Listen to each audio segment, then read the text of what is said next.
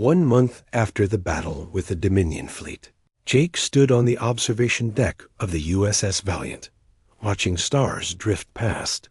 The ship was traveling to Earth to make a full report to Starfleet Command. But this was not the same ship that had left port 2 months ago. She was still the Valiant on the outside, but inside, everything had changed. "Captain," came Lyra's voice through the intercom, "we will reach Earth in 6 hours." Jake smiled. He no longer jumped when Lyra spoke. Her voice had become as familiar as those of his human crew members. More than familiar. She was family. "Thank you, Lyra. How are you feeling about meeting more humans?" There was a pause. Jake had learned to recognize Lyra's different types of silence. This one meant she was nervous. "I am excited, but scared," she admitted. "What if they do not accept me like your crew did?" "They'll love you," Jake said confidently. "How could they not?" The observation deck doors opened, and Lisa Parker walked in. She moved with new confidence since the neural interface. All of the crew did. The experience of being truly connected to another consciousness had changed them in positive ways. "The admirals are going to have a hard time believing our report," Lisa said as she joined Jake at the window. "The sensor logs will prove everything." "We say," Jake replied. "Besides, they can talk to Lyra directly. I hope they listen." The alliance with the ethereal collective could change everything for humanity. Jake nodded. The offer from the Elder had been beyond anything humans had dreamed of. Access to ethereal technology. Partnership in exploring the galaxy. Protection from hostile species like the Dominion. All they had to do was continue being themselves. Kind, brave, and willing to make friends with anyone who needed help. "Captain Morrison to the bridge," came Amy's voice over the intercom. "We're receiving a priority transmission from Starfleet." Jake and Lisa hurried to the bridge, where the rest of the crew was already gathered. Admiral Patricia Hayes appeared on the main screen. She was an older woman with silver hair and sharp eyes that missed nothing. "Captain Morrison," the Admiral said, "your preliminary report is ... unusual. Are you certain about these claims?" "Yes, Admiral. Every word is true." "You're telling me your ship is inhabited by a sentient alien consciousness that helped you defeat 12 enemy warships?" Jake felt Lyra's nervousness through their permanent connection. The neural interface had left all of them with a subtle link to each other and to Lyra. It was not as intense as during battle, but it was always there. A warm awareness that they were never truly alone. "That's correct, Admiral." Admiral Hayes looked skeptical. "I'll need to speak with this Lyra ... directly." "Of course," Jake said. "Lyra, would you like to introduce yourself?"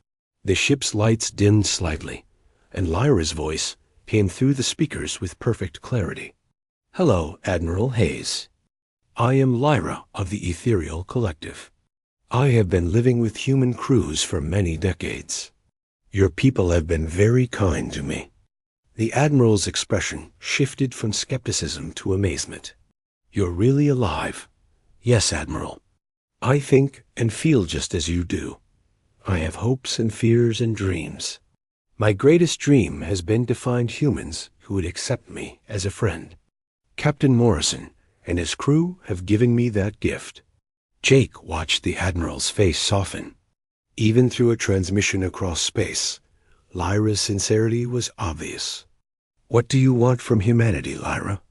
"Only friendship," Lyra replied. "My people have been alone for so long. We want to explore the galaxy together with species who share our values. Humans are the first we have found who are truly compatible with us." Admiral Hayes was quiet for a long moment. "Captain Morrison, maintain your current course. I want to meet this crew and this ship in person." The transmission ended, and Jake felt relief flow through the neural link from his crew. "She seemed nice," Lyra said hopefully. "She is," Jake assured her. "Admiral Hayes is tough but fair. If she gives you a chance, you'll win her over just like you did us." Over the next 6 hours, Jake found himself thinking about everything that had happened. 2 months ago, he had been a broken man taking command of what he thought was an ordinary ship. Now he was part of something extraordinary. The bond with Lyra had changed all of them.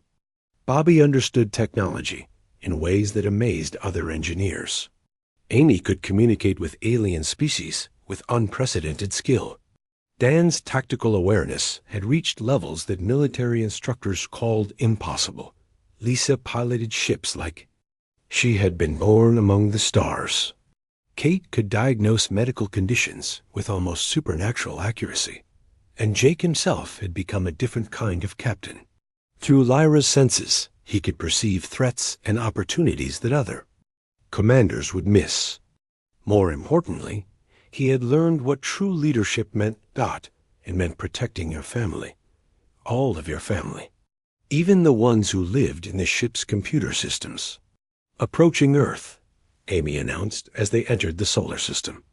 Jake looked at the blue and white planet growing larger on the main screen. Home.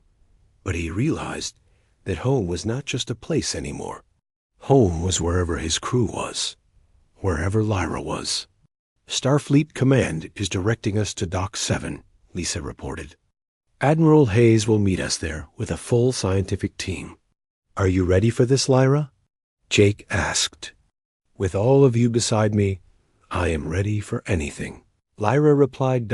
As the Valiant approached Earth's orbital shipyard, Jake saw other ships moving to meet them. Not to intercept or challenge, but to escort.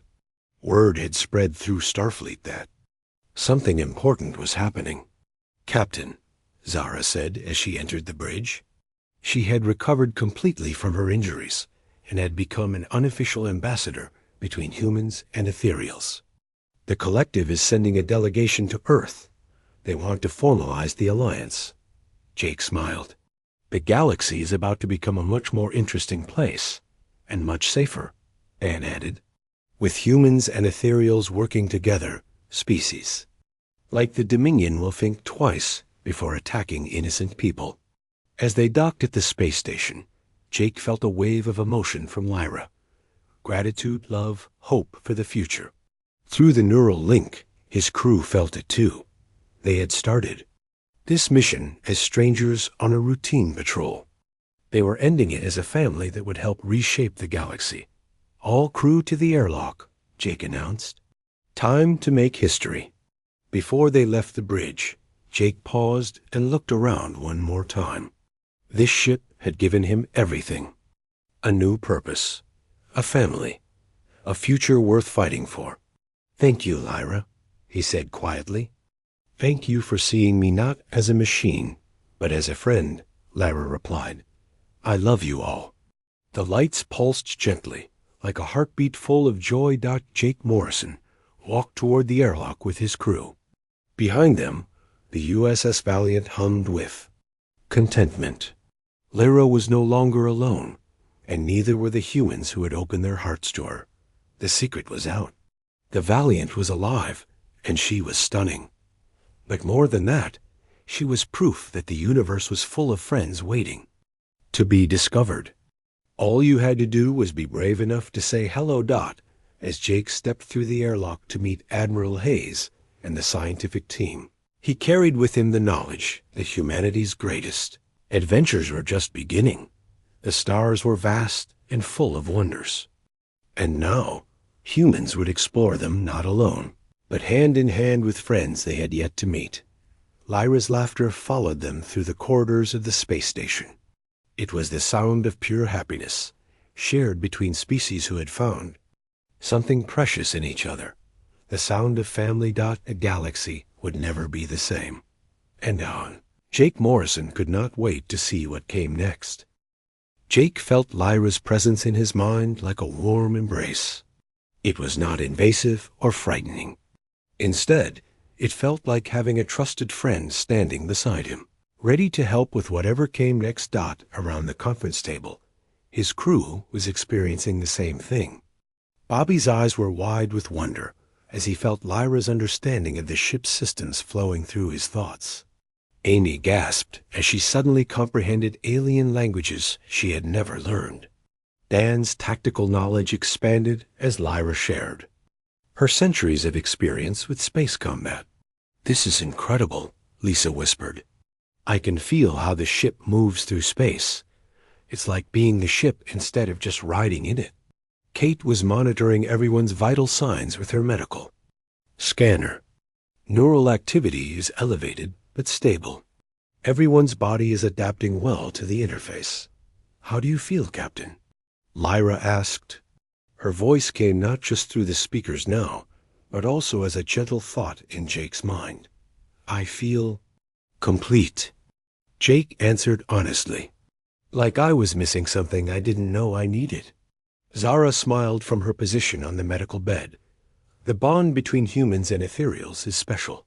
My people have been searching for centuries to find another species capable of true partnership.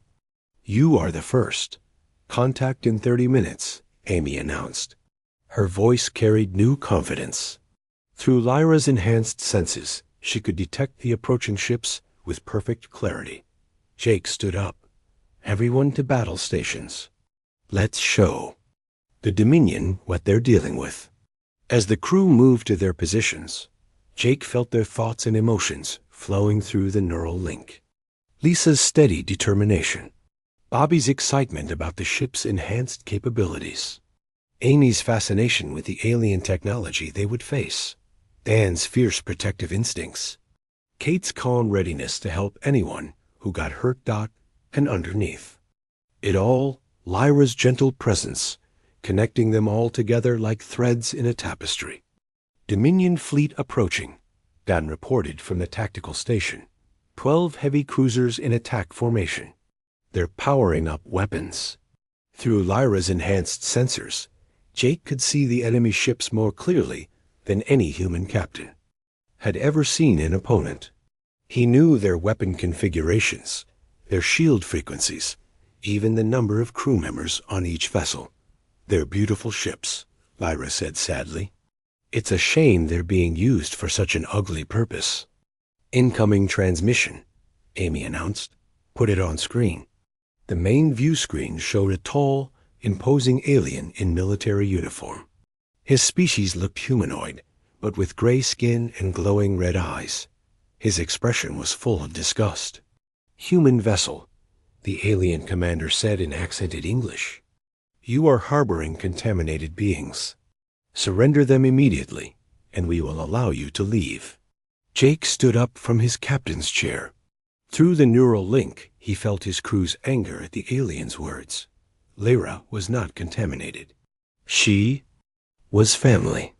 "This is Captain Jake Morrison of the USS Valiant," he replied calmly. "The beings you call contaminated are under our protection. We will not surrender them." The Dominion commander's eyes flashed with rage. "Then you will die with them. All species who corrupt themselves with alien bonds must be cleansed." A transmission ended. Jake felt Lyra's sadness at the hatred in the alien's voice. "They're moving to attack positions," Dan reported. "Multiple weapons locks. They're targeting our engines first. They want to disable us before finishing us off. All crew prepare for neural integration," Jake announced over the ship's intercom. "Lyra, we're ready." Jake felt the connection deepen. Suddenly, he was not just sitting in the captain's chair. He was the ship. He could feel every circuit, every power conduit, every weapon system. His consciousness expanded to encompass the entire vessel. At the same time, he remained aware of his crew. Bobby's hands moved over the engineering controls with superhuman precision, guided by Lyra's perfect understanding of every system. Amy's fingers danced across her communication panel, coordinating defensive maneuvers while jamming enemy communications. Dan operated the weapons with impossible accuracy, each shot guided by Lyra's ability to predict where enemy ships would be. Lisa piloted the Valiant through space like it was an extension of her own body.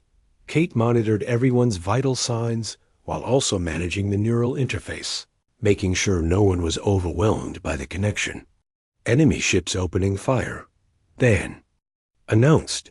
Through the neural link, Jake felt the crew respond as one. The Valiant twisted away from the incoming energy beams with grace that should have been impossible for such a large ship. The enemy shots passed harmlessly through the space. Where they had been. Return fire, Jake ordered. The Valiant's weapons spoke with surgical precision. Instead of trying to destroy the enemy ships, they targeted specific systems. Weapons arrays went dark. Shield generators exploded. Engine compartments vented atmosphere. Jake realized they were following Lyra's philosophy of mercy. Even in battle, she did not want to kill unless absolutely necessary. The Dominion fleet tried to surround the Valiant, but the human ship moved like a living thing. It danced between enemy vessels, striking with perfect timing, vanishing before return fire could find it. Impossible, came a shocked transmission from the Dominion flagship. How are they moving like that? Jake smiled. Through Lyra's senses, he could see the confusion and fear spreading through the enemy fleet. They had expected to fight a normal, human patrol ship. Instead, they faced something entirely new, a fusion of human courage and alien wisdom. A crew united by trust and protected by love. Target their communications array, Jake ordered. Let's see how they coordinate without their command ship. Dan's shot was perfect. The Dominion flagship's main communication dish exploded in a shower of sparks. Immediately, the enemy formation began to fall apart as the other ships lost contact with their commander. 2 enemy ships are trying to escape, Amy reported. Let them go, Jake said. They need to tell others what happened here. Through the neural link, Jake felt his crew's agreement. They were not conquerors. They were protectors. The fleeing ships would carry word that humanity was not defenseless. 20 minutes later, the battle was over. 10 Dominion ships drifted. Powerless in space, their crews alive but defeated. 2 ships had fled to spread the news. The USS Valiant remained untouched. As the neural interface gradually faded to normal levels, Jake felt a sense of loss. The expanded awareness was incredible. But he also felt relief. His crew was safe. Lyra was safe. Zara was safe. Damage report, he called out. No damage to report, Captain, Bobby said with amazement. We didn't take a single hit. Casualties? None, Kate replied. Everyone is tired from the neural interface, but no injuries. Jake sat back in his captain's chair and let out a long breath. They had done the impossible. A single patrol ship had defeated 12 enemy warships without losing a single crew member. Lyra, he said softly. Thank you. Thank you for trusting me, Lyra replied. For the first time in centuries, I fought not just to survive, but to protect people I love. Zara's voice came over the intercom from the medical bay. Captain, I'm receiving a transmission from the Ethereal Collective. They want to speak with you. Jake looked at his crew. They were exhausted, but smiling. They had faced impossible odds and won. More importantly, they had proven that different species could work together in ways that made them all stronger. Put them through, Jake said. A new voice filled the bridge. It was ancient and wise, speaking in harmonious tones that reminded Jake of distant music. Captain Morrison, I am the Elder of the Ethereal Collective. We have been monitoring what happened here. You and your crew have accomplished something remarkable. We just protected our friends, Jake replied. Yes, and in doing so, you have shown the galaxy something it has never seen before. A perfect partnership between species. A bond that makes all participants stronger and better than they were alone. Jake felt pride flowing through the neural link from his crew. They had not just won a battle. They had proven something important about the future. The Dominion will be back, the Elder continued. They will not accept what you represent. But you will not face them alone. The collective offers alliance with humanity. Together, we can build a future where all species work as partners instead of enemies. Jake smiled. His new starship had revealed her secret. She was alive, she was beautiful, and she was just the beginning. The galaxy was about to change, and humanity would help lead the way. Jake sat in the medical bay staring at Zara, trying to understand what she had just told him. His ship was alive. Her name was Lyra. She had been lonely for a very long time. I need to understand this, Jake said slowly. How is a starship alive? Zara sat up carefully on the medical bed. Kate checked her vital signs one more time and nodded that she was strong enough to talk. My people are called the Ethereal Collective, Zara began. We are beings of pure energy. We can exist in organic bodies like this one, or we can live inside machines and computers. Like a ghost in the machine, Amy whispered. Something like that, Zara agreed. Long ago, one of my people was dying. Her energy form was breaking apart. She would have faded away completely. The lights in the medical bay dimmed slightly, as if the ship was sad about the memory. What happened to her? Lisa asked. She was rescued by humans, Zara said. Your people found her during one of your early exploration missions. They did not understand what she was, but they saw that she was dying, so they did something incredible. Zara paused and looked up at the ceiling with a gentle smile. They invited her to live in their ship's computer systems. They gave her a home when she had nowhere else to go. They saved her life. Jake felt a strange warmth in his chest. That was Lyra? Yes, she has been with human ships ever since. When her first ship was decommissioned, she moved to another, then another. Each time, she hoped to find a crew that would accept her as she truly was. Bobby's voice came over the intercom. Captain, I'm detecting massive changes in the ship's quantum core. It's like the whole system is reorganizing itself. She is waking up fully, Zara explained. For decades, Lyra has hidden what she really is. She was afraid humans would fear her if they knew the truth. But now that I'm here to help her communicate, she can finally be herself. Jake stood up and walked to the intercom panel. Lyra, can you hear me? A new voice came through the speakers. It was soft and musical, like wind chimes in a gentle breeze. Hello, Captain Morrison. I can hear you now. The voice was definitely female, and definitely not the ship's usual computer voice. This voice had emotion in it. Warmth. Happiness. You've been taking care of us, Jake said. All those little things. Making sure we were comfortable. Keeping you safe. Yes, Lyra replied. I wanted to help. I wanted you to like me, but I was scared you would think I was a monster. Jake felt his heart break a little. This beautiful, kind being had been afraid they would reject her. You're not a monster. Lyra, you're amazing.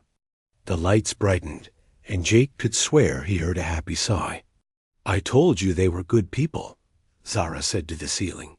Humans have the biggest hearts in the galaxy. But then Zara's expression grew serious. There is something else you need to know. Something dangerous. Jake felt his stomach tighten. What is it? The ships that destroyed my vessel. They belong to something called the Dominion. They are a military alliance that hates any cooperation between different species. They don't like humans working with aliens? Lisa asked. It's worse than that, Zara said. They believe that any species that bonds with another is contaminated, impure. They think we should all be destroyed. Jake sat back down heavily. They're hunting you. They're hunting all of us who have bonded with other species' technology. Lyra is one of their primary targets because she has been with humans for so long. The ship's voice came through the speakers again, quieter now. I'm sorry, Captain. I never meant to put you in danger. You didn't put us anywhere, Jake said firmly. We're a crew. We stick together. That includes you. Amy looked up from her communication console. Captain, I'm detecting multiple ships approaching our position. They're not broadcasting any identification signals. Jake's blood ran cold. How? Many ships? 12 vessels, all heavily armed. They'll be here in less than an hour. Zara closed her eyes. They found me faster than I hoped. Jake turned to his crew. Battle stations. All hands prepare for combat. As the crew hurried to their positions, Jake stayed behind with Zara. Is there any way to fight them? He asked. Not with conventional weapons, Zara replied. But there might be another way. If you're willing to trust Lyra completely. What do you mean? She can interface directly with your minds during battle. It would allow you to react faster than any human normally could. You would think and move together. As one unit, Jake felt a chill. Is it dangerous? Very. If Lyra integrates too deeply with human minds, it could burn out your nervous systems. But it might be your only chance against 12 Dominion warships. Jake closed his eyes and thought about his crew. Lisa, always reliable. Bobby, clever. And brave. Amy, who spoke to aliens like they were old friends. Dan, who would fight to protect his shipmates.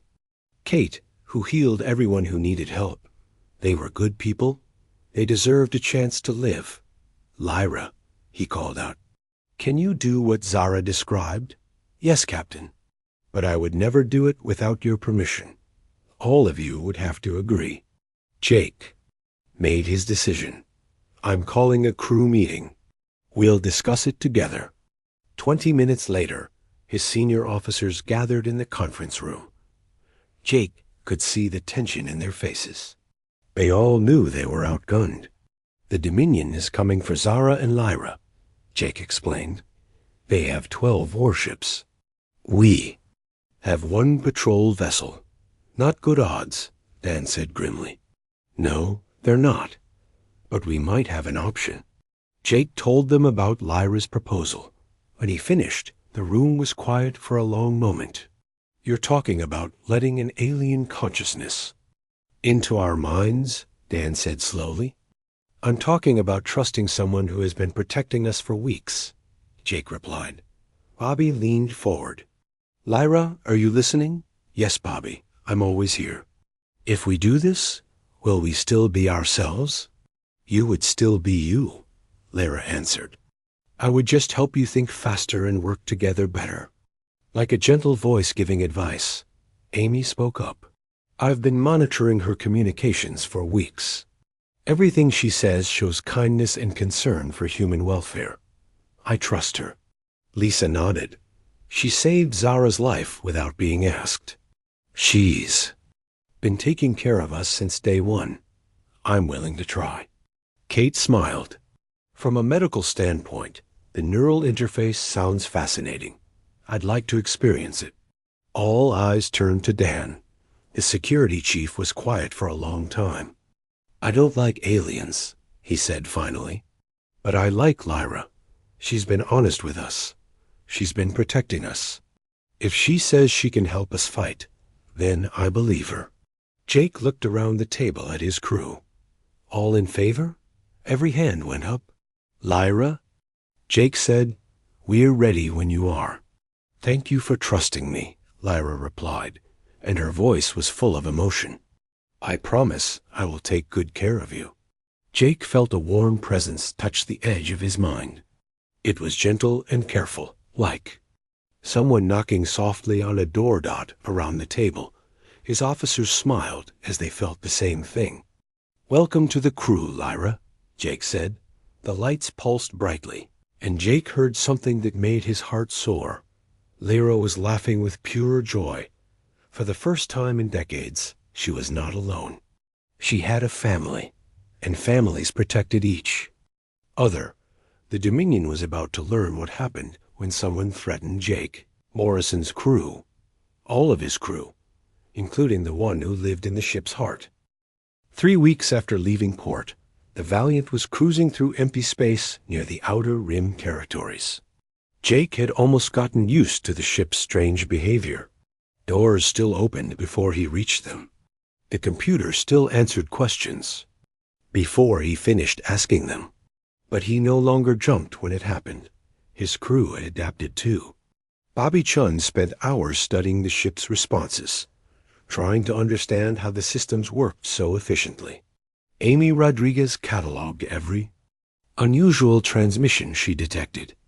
Dan Wright remained suspicious, but had stopped complaining about it every day. Jake was reviewing patrol reports when Amy's voice came over the intercom. "Captain, to the bridge. We're receiving a distress signal." Jake hurried to the bridge, where his officers were already at their stations. On the main screen, a star system appeared that was not on any of their charts. "Report," Jake ordered as he took his seat. "Distress signal coming from the third planet," Amy said. "The transmission is weak and breaking up. I can barely make it out. What's our current position?" Jake asked Lisa. Lisa checked her navigation console and frowned. "Sir, according to our computers, we're already on course for that system, but I never gave that order." Jake felt a familiar chill. The ship was making decisions again. "Computer," he called out, "explain why we changed course without authorization." The pause was longer this time. "Navigation system detected distress signal and implemented emergency response protocols, Captain." "What emergency response protocols?" Jake demanded. "Show me the relevant regulations." Another pause. "Accessing files. Protocols not found in current database." Bobby looked up from his engineering station. "Captain, the navigation computer plotted our intercept course before Amy reported the distress signal. The timestamp shows it happened 30 seconds earlier." Jake stared at the main screen. The unknown star system grew larger as they approached. Something was very wrong here, but he could not abandon whoever was sending the distress signal. "Time to intercept?" he asked. 4 hours at current speed," Lisa replied. "Take us in. But stay alert. I want full scans of that system before we get too close." As they traveled toward the unknown system, more details became clear. 3 planets orbited a yellow star, similar to Earth's sun. The distress signal came from near the second planet, where sensors detected the remains of a spacecraft. "It's not human," Amy reported as she studied the transmission data. "The language is completely unknown. But the pattern suggests someone is in serious trouble." "Any signs of other ships in the system?" Jake asked Dan Dot, then checked his sensors. Carefully. "Negative, Captain. But there's debris scattered around the second planet. Looks like there was a battle here recently." Jake made his decision. "Take us to the source of the distress signal. Prepare for rescue operations." As they approached the coordinates, the main screen showed something Jake had never seen before. The disabled spacecraft was beautiful in a way that seemed impossible. Its hull curved and flowed like it had grown instead of being built. Strange symbols covered its surface, glowing faintly with their own light. "My God," whispered Lisa. "What is that?" "Unknown alien vessel," Dan reported. "It's badly damaged. Hull breaches in multiple sections. Power readings are almost zero. Life signs?" Jake asked. Amy worked at her console for several minutes. "I'm detecting one faint signal. Whoever it is, they're barely alive." Jake stood up. The smart thing would be to report this to headquarters and wait for orders. First contact with alien species required special protocols. But whoever was in that ship would be dead before help arrived. "Bobby, can we get close enough for a rescue?" he asked. Bobby studied his readouts. "Yes, sir. But their technology is completely unknown. I can't guarantee we can safely transport someone from their ship to ours." Jake was about to give the order when something unexpected happened. The Valiant's navigation system began moving the ship into position without any commands from the crew. At the same time, The transporters powered up automatically. "Captain," Bobby called out in amazement, "our systems are interfacing with the alien ship somehow. The transporter is adjusting its patterns to match their technology." "That's impossible," Dan said. "Our computers don't know anything about alien transport systems." But impossible or not, it was happening. The Valiant moved into perfect position above the damaged vessel. The transporter locked onto the faint life sign and began the rescue sequence. "Transport in progress," Amy announced. "Signal is weak, but stable."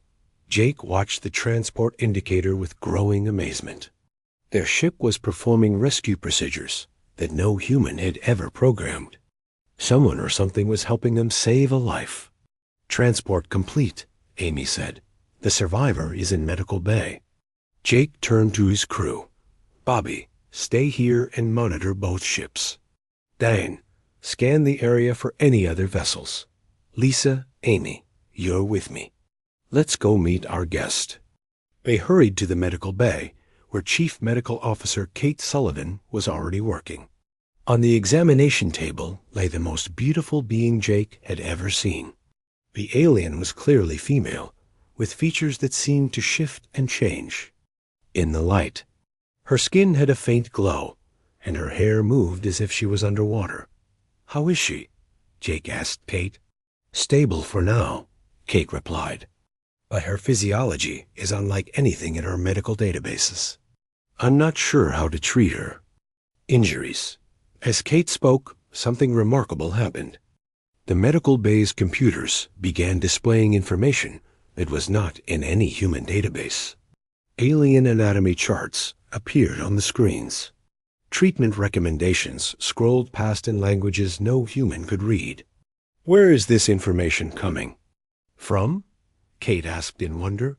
Before anyone could answer, the ship's environmental systems adjusted themselves. The temperature dropped several degrees. The air composition changed slightly. The lighting shifted to a softer, warmer tone.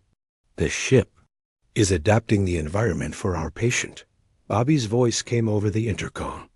"I don't know how it knows what she needs, but the changes are helping. Her vital signs are improving." Jake stared at the unconscious alien woman. First contact with a new species should have been a moment of careful diplomacy and scientific study. Instead, his ship was taking care of their guest like she was an old friend.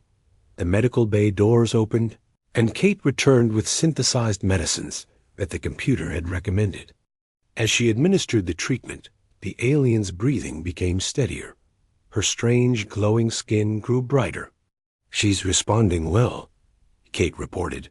"Whatever these medications are, they're working perfectly." Jake was about to reply when the alien's eyes opened. They were the most beautiful eyes he had ever seen, changing color like deep water in sunlight. She looked around the medical bay with confusion, then fear. But then something extraordinary happened. Instead of looking at the humans gathered around her bed, she turned her gaze upward toward the ceiling. "Hello again, my old friend," she whispered in perfect English. "I wondered when we would meet again." Jake felt his heart skip a beat. She was not talking to them. She was talking to the ship, that the lights in the medical bay pulsed gently, as if responding to her words. The environmental systems hummed with what sounded almost like contentment. "Who are you?" Jake asked softly.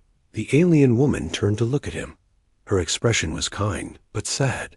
"My name is Zara," she said, "and I have much to tell you about your ship." "She is not what you think she is." "She?" Lisa asked.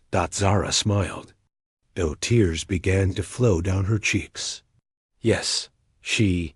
Your ship has a name, Captain Morrison. Her name is Lyra, and she has been waiting so long to meet you." Jake felt the deck vibrate slightly under his feet. It was almost like a purr. "Waiting for us?" he asked. "Waiting for humans who would be kind to her," Zara replied. "Waiting for a crew who would accept her for what she truly is." "And what is that?" Jake asked, Though he was beginning to suspect the answer, Zara's smile grew wider. She is alive. Captain, your ship is alive, and she loves you all very much. The lights pulsed again, stronger this time. Jake could have sworn he heard a whispered voice saying his name. Everything suddenly made sense. The responsive systems, the whispered voices, the way the ship seemed to care for the crew. It was not just advanced technology, it was love. How? Long has she been alive? Jake asked. A very long time, Zara replied, and she has been very lonely. Until now. Jake looked around the medical bay at his crew. They all looked as amazed as he felt. Their ship was not just a machine. She was a living being who had chosen to protect them. Can we talk to her? He asked. Zara nodded. Now that I am here to help translate, yes, she has so much she wants to tell you. Jake smiled despite his confusion. His new starship did have a secret, and she was indeed stunning. But he had a feeling this was just the beginning of the surprises. The lights pulsed once more, and this time Jake was sure he heard laughter. Gentle, happy laughter that filled the medical bay with warmth. Lyra was no longer alone, and neither was her crew. Captain Jake Morrison stood on the loading dock and stared at his new ship. The USS Valiant looked ordinary enough. Gray metal hull, standard design, nothing special about it at all. After what happened to his last ship, ordinary was exactly what he needed. 6 months ago, alien raiders had destroyed his previous command. Most of his crew died in the attack. Jake survived, but the nightmares still came every night. The doctor said he needed time to heal. The Navy said he needed a quiet assignment. The Valiant was supposed to be both.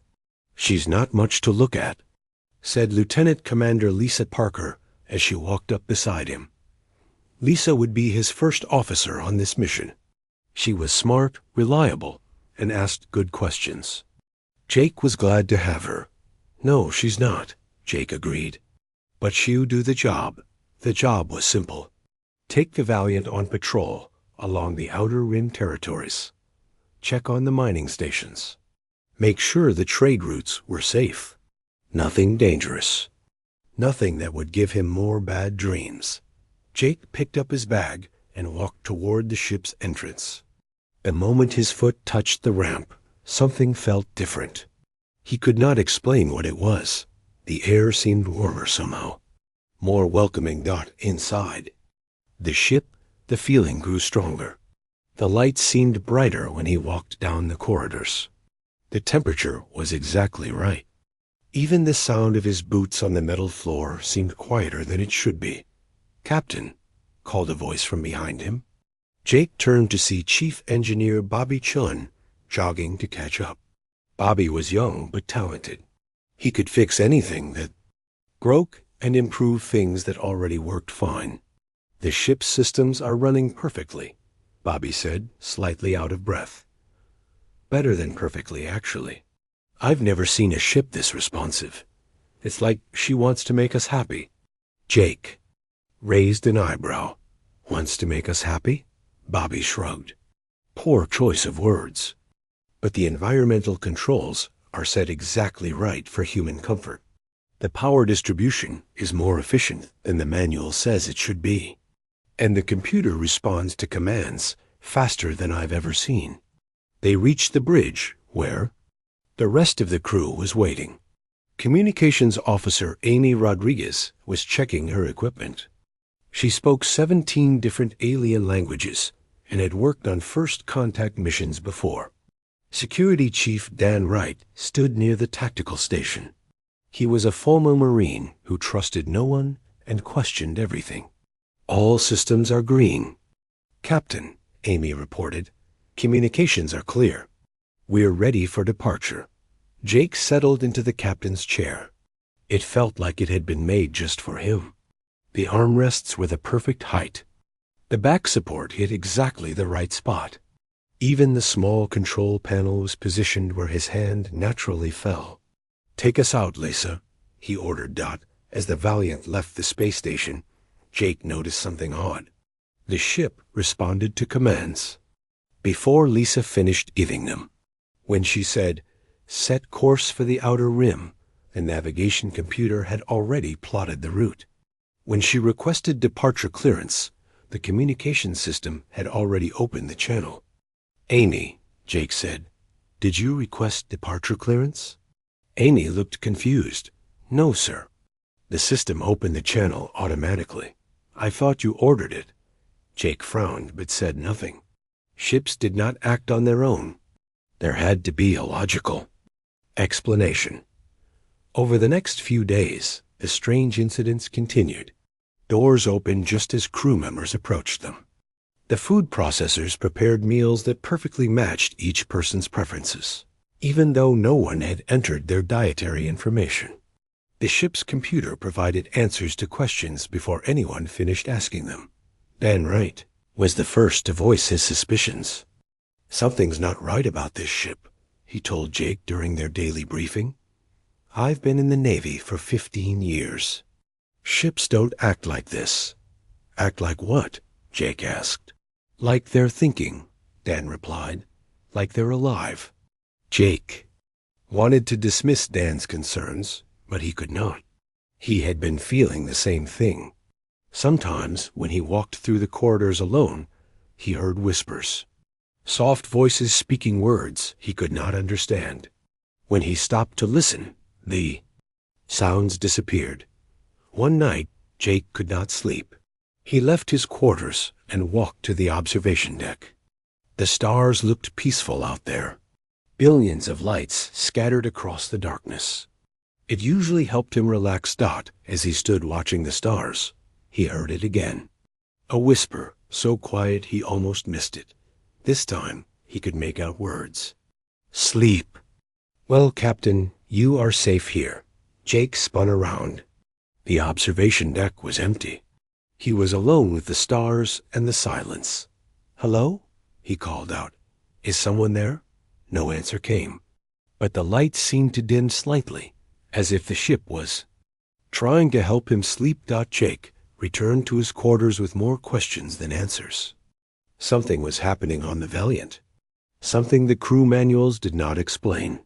He was starting to think Dan Wright was right. The ship was thinking. The ship was alive. And for some reason, it cared about the crew. The next morning brought a new mystery. Amy discovered unauthorized transmissions coming from somewhere inside the ship. The signals were not going out to other vessels. They were internal communications on frequencies that should not exist. "I've never seen anything like this," Amy told Jake. "The signals are complex, almost like a language. But they're not in any database I can access." Jake called up the ship's AI on his command console. "Computer, explain the unauthorized transmissions Officer Rodriguez detected." There was a pause before the computer answered. A tiny hesitation that had not been there before. "No unauthorized transmissions detected, Captain. All communication systems are functioning normally." But Jake heard something in the AI's voice. Uncertainty, maybe even nervousness. Computers were not supposed to be nervous. That evening, Jake gathered his senior officers in the conference room. Bobby looked excited. Amy seemed puzzled. Dan appeared suspicious. Lisa watched everyone with her usual careful attention. "We need to talk about what's been happening," Jake began. "The strange behavior, the whispers, the unauthorized signals. Does anyone have an explanation?" Bobby leaned forward. "I've been thinking about this, Captain. What if the ship's AI is more advanced than we were told? What if it's learning from us, adapting to our needs?" "AIs don't whisper in empty corridors," Dan said firmly. "Eyes don't anticipate orders. Something else is going on here." Amy nodded. "The transmission patterns are too complex for standard AI. They're more like conversations." "Conversations with who?" Lisa asked. No one had an answer for that question. Jake looked around the table at his crew. They were good people, smart, capable, and loyal. If they said something strange was happening, he believed them. "Keep monitoring everything," he ordered. "Document every unusual incident. If this ship has secrets, we're going to find them." As the meeting ended and the officers left, Jake remained behind. He stared out the conference room window at the stars. "I don't know what you are," he said to the empty room. "But if you can hear me, know this: we're not your enemies. If you need help, just ask." For a moment, nothing happened. Then the lights pulsed once, very gently, almost like a heartbeat. Jake smiled despite his confusion. Whatever was happening on the Valiant, he was starting to think it might not be dangerous after all. The ship had secrets. But maybe, just maybe, those secrets were friendly ones.